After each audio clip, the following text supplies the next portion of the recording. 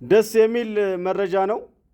በልብ ጓደኛዋ ክህደት የተፈጸመባትን ናዝራዊት አበበን ወደ ሀገሯ ለመመለስ ተስፋ የፈነጠቀው የኢትዮጵያና ቻይና የፍርደኞች ማስተላለፍ ስምምነት ዛሬ መጽደቁ ተሰምቷል።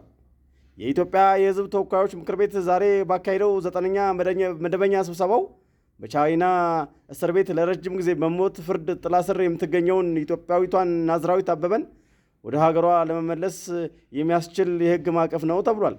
ምክር ቤቱ ይህን ስምምነት ያጸደቀው ከቻይና በተጨማሪ ከብራዚል ፌዴራላዊ ሪፐብሊክ ጋር የተደረገውን የፍርደኞች ማሳለፍና ከደቡብ አፍሪካ ጋር የተፈረመውን በወንጀል የሚፈለጉ ሰዎችን አሳልፈው የመስጠት ስምምነትን ጨምሮ ነው።